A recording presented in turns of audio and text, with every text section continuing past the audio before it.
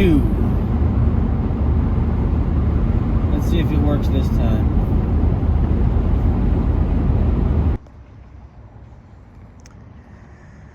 All right.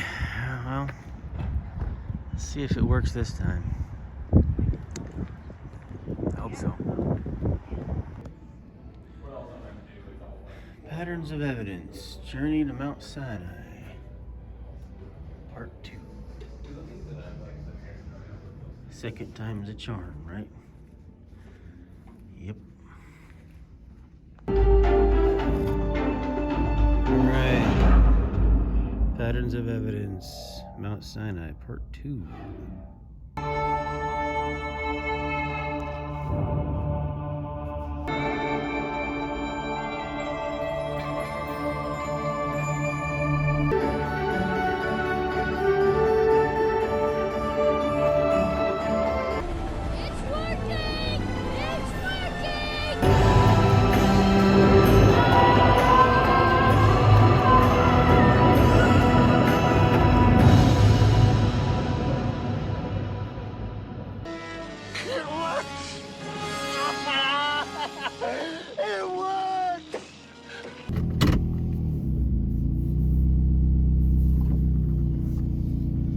Man, that was an awesome movie.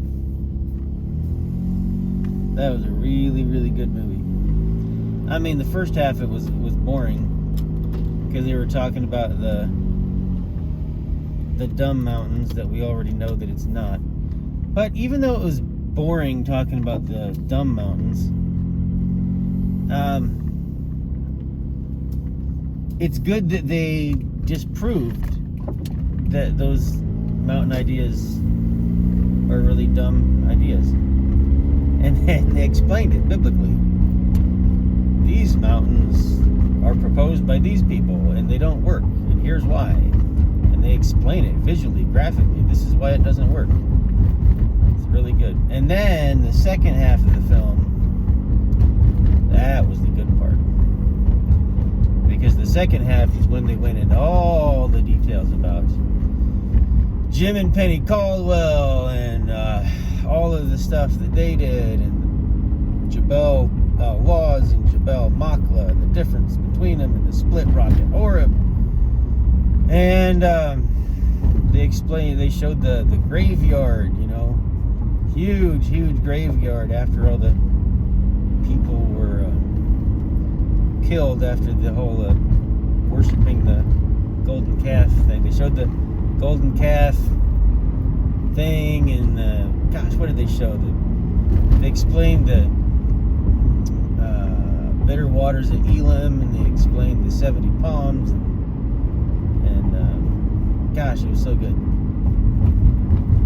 This movie is kind of the climax of this whole, I mean, honestly, this whole Patterns of Evidence series, I mean, this film is basically like the climax of the whole thing, really. This is the whole reason why I wanted to watch the first movie. The whole reason why I went and watched the first Patterns of Evidence film is because of all the information that's in this film. You know, that's the interesting stuff. This movie is probably the most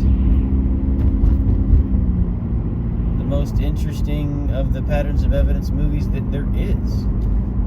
And the way that they explained everything and compared it to all the stupid wrong locations that we already know that it's not. And just the footage was just top-notch footage, and really good stuff.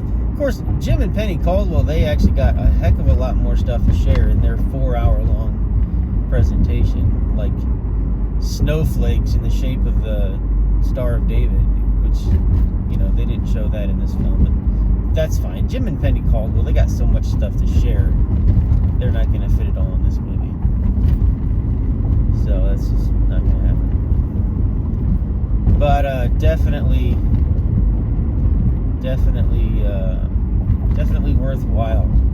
And it's kind of annoying that they have to spend so much time talking about all these other false locations that it's obviously not. But even though it's annoying, it's necessary. You have to show everybody's viewpoint, show all the false locations that everybody else thinks it is, so that you can get down to the meat of it and say, look at how these things don't really match up. But this final one, Jebel al-Lawz in Saudi Arabia, that's the one. That's the one that fits. It's got all the markers that match up. And I don't know if I know where I'm going. I need to pull up my Google Maps. Anyway, it's a good movie. You gotta watch it.